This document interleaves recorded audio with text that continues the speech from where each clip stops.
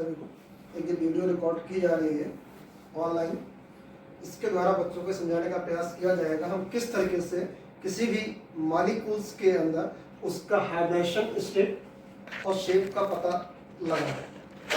बहुत सिंपल तरीके से इसको बताने का प्रयास किया जा रहा है कि कैसे हम मॉलिक्यूल्स में शेप और हाइब्रिडेशन स्टेट का पता लगाएं। बहुत सारे कंपटीशन एग्जामिनेशन में, सीबीएसई बोर्ड के अंदर, आईसीएसई बोर्ड के अंदर, अदर स्टेट बोर्ड एग्जामिनेशन में इस टाइप के क्वेश्चन पूछे जाते हैं। लगभग सारे क्वेश्चंस इस फॉर्मूले के द्वारा कवर हो जाएंगे। इसको पता लगाने के लिए हमें दो चीजों की आवश्यकता है।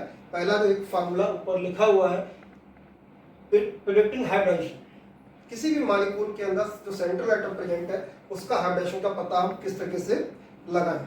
उसको लगाने के लिए फार्मूला है x = 1/2 BE + MA - C + A। इसके हेल्प से हम x की वैल्यू निकाल लेंगे। अब इस फार्मूले में BE क्या है? BE means number of valency electron of the central atom. जो सेंट्रल एटम है उसमें वैलेंसी इलेक्ट्रॉन कितने हैं तो BE का line. MA number of monovalent atom और ग्रुप ऑफ सराउंडिंग एटम्स, उसमें सराउंडिंग एटम कितने मोनोवैलेंट एटम या ग्रुप्स हैं उनकी संख्या होगी। C charge on the cation if the given species is poly atomic cation है तो उसमें चार्ज होगा, उसकी वैल्यू C कहलाएगी। Charge on the A9 if the given species poly atomic ion A9 है उसमें नेगेटिव चार्ज होगा, वो वैल्यू एक ही हो जाएगी। साथ में Ma लिखा हुआ है =0। ध्यान रखना है कि अगर कोई डाइवैलेंट आयन प्रेजेंट है तो इस फार्मूले में मोनोवैलेंट एटम की संख्या 0 रखेंगे, तभी इसके द्वारा हम हाइब्रिडेशन स्टेट का पता लगा सकते हैं। इस फार्मूले के हेल्प से जब हम x की वैल्यू निकालेंगे तो a वैल्यू आ सकती है 2, 3, 4, 5, 6, 7, कोई वैल्यू इनमें से एक वैल्यू आएगी। वैल्यू अगर 2 आती इट मींस हाइब्रिडेशन sp है। sp हाइब्रिडेशन होगा तो मॉलिक्यूल की शेप लीनियर होगी। सेम वे अगर वैल्यू 3 मिलती है हमको, हाइब्रिडेशन sp2 होगा, sp2 होगा तो शेप ट्रायंगुलर प्लेनर होगी।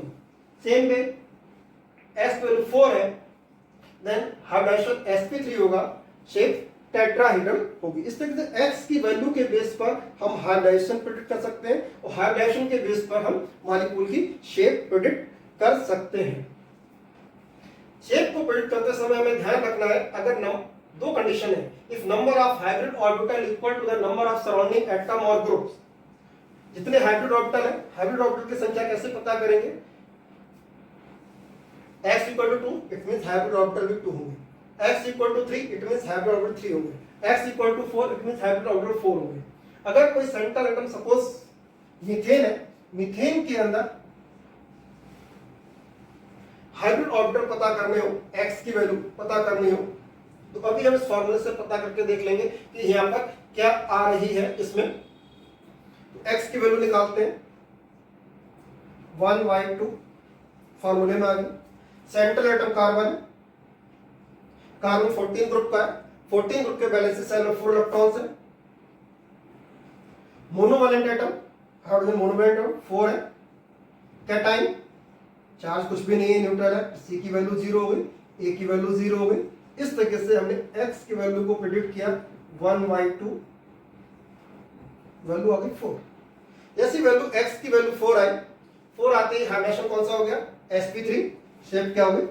टेट्राहेड्रल। इस मॉलिक्यूल्स को हम फर्स्ट कैटेगरी के अंदर लिखेंगे जो मैंने कहा था if number of hybrid orbital equal to the number of surrounding atom. Number of hybrid orbitals के अंदर 4 है, सराउंडिंग एटम भी 4 है, तो ऐसे मॉलिक्यूल के अंदर उनकी रेगुलर ज्योमेट्री होंगी जो यहाँ पर लिखी गई है।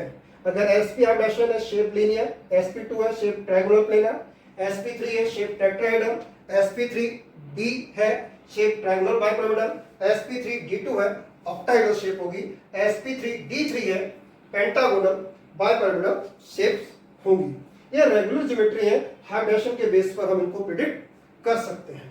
Second case है if the number of surrounding atom or group is less than the number of hybrid orbital, अगर उससे संख्या कम है तो उनका जो डिफरेंस होगा वो उसके इक्वल होगा number of lone pair electrons के।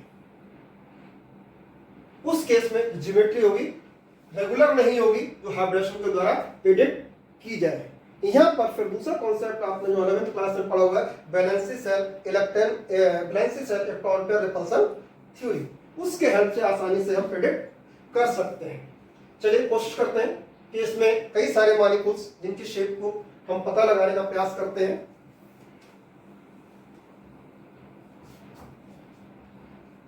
BF3 बोरॉन ट्राइफ्लोराइड, इस मॉलिक्यूल्स में अगर हमको पता लगाना हो कि बोरॉन की हाइब्रिडेशन स्टेट क्या है, बोरॉन ट्राइफ्लोराइड मॉलिक्यूल की शेप क्या होगी, तो आसानी से इस फॉर्मूले के हेल्प से हम पता कर सकते हैं। x की वैल्यू फाइंड आउट करें, x इक्वल टू 1/2।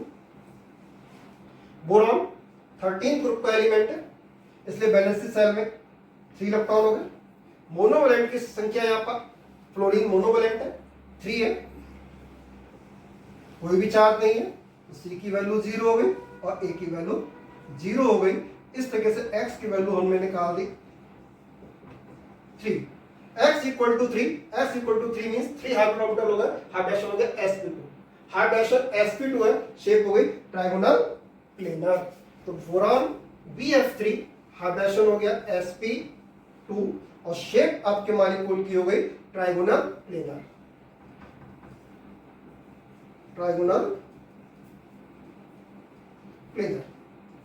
इस तरीके से हमने BF3 मॉलिक्यूल का हाइब्रिडेशन भी पता कर लिया और शेप भी पता कर लिया। दूसरा मॉलिक्यूल डिस्कस करते हैं,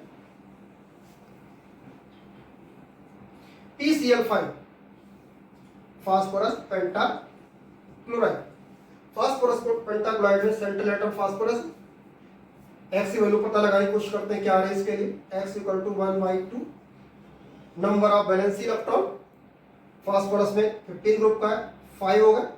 नंबर ऑफ मोनोवैलेंट एटम वो भी 5 होगा। कैटाइन है नहीं, चार्ज 0, एनाइन है नहीं, charge 0। 1/2 into 10 equal to 5। x की वैल्यू 5 आती ही हाइड्रोजन का क्या है, sp3d2। sp3d2 है, then shape is trigonal bipyramidal. Phosphorus hybridization sp3d2 नहीं, sp3d है और हाइब्रिडेशन शेप हो गई इसकी ट्रायगोनल बाइपेरेंटल।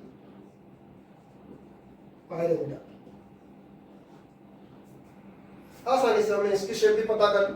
दूसरा एग्जाम्पल और डिस्कस करते हैं, SF6।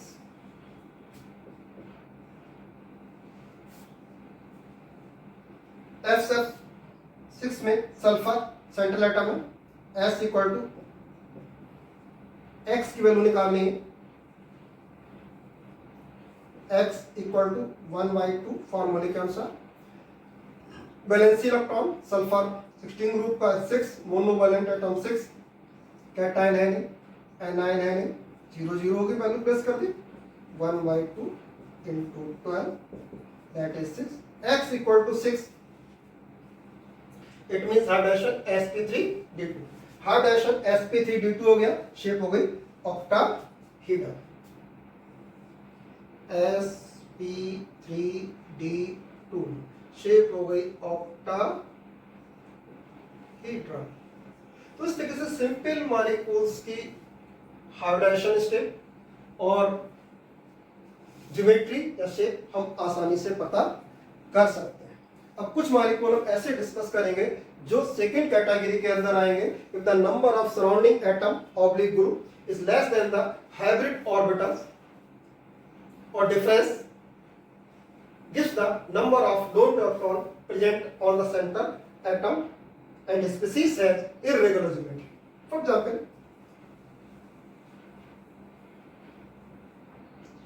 hydronium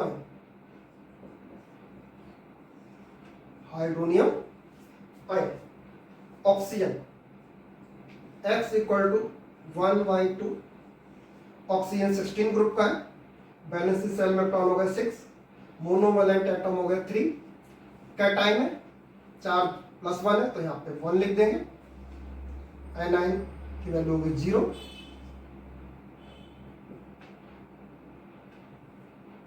6 + 3 9, 9 - 1 8, 1/2 into 8 that is 4। x equal to 4 आ गया। 4 आते ही शेप हो गई यहाँ पर, शेप और हार्डेशन पता करना। हार्डेशन हो गया sp3।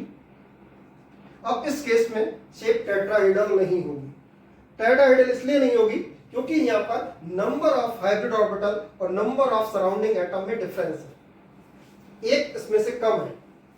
यहाँ पे नंबर ऑफ हाइब्रिड ऑर्बिटल 4 है और सराउंडिंग एटम 3 है। इट मींस इसके पास एक लोन पेयर होगा।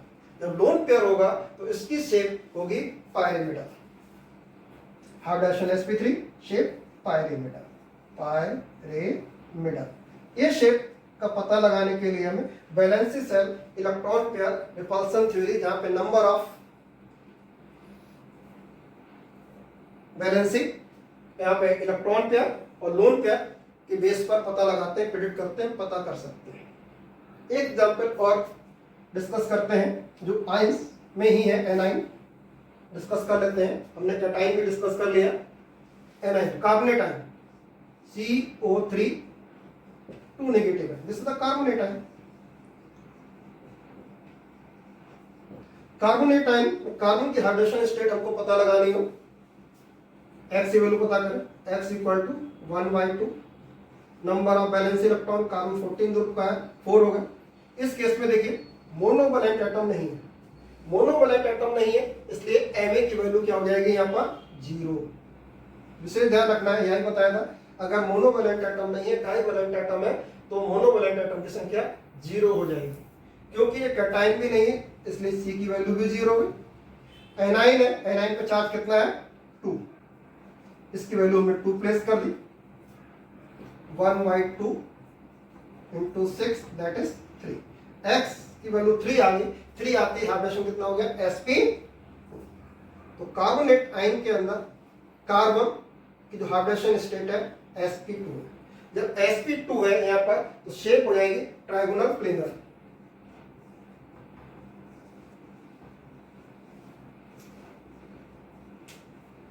Trigonal planar. तो अभी देखा हमने बहुत सारे एग्जांपल डिस्कस किए, इसमें न्यूट्रल मॉलिक्यूल भी थे।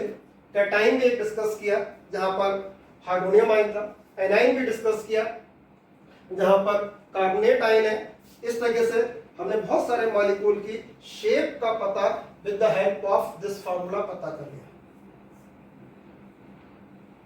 होप करता हूं आप सबको ये बात समझ में आई होगी। आसानी से ट्राई करना, इससे बहुत सारे मॉलिक्यूल्स और हैं उनको डिस्कस करना। नेक्स्ट लेक्चर में बाकी और जो बचे हुए मॉलिक्यूल हैं इनको डिस्कस करेंगे। आज के लिए इतना ही, धन्यवाद।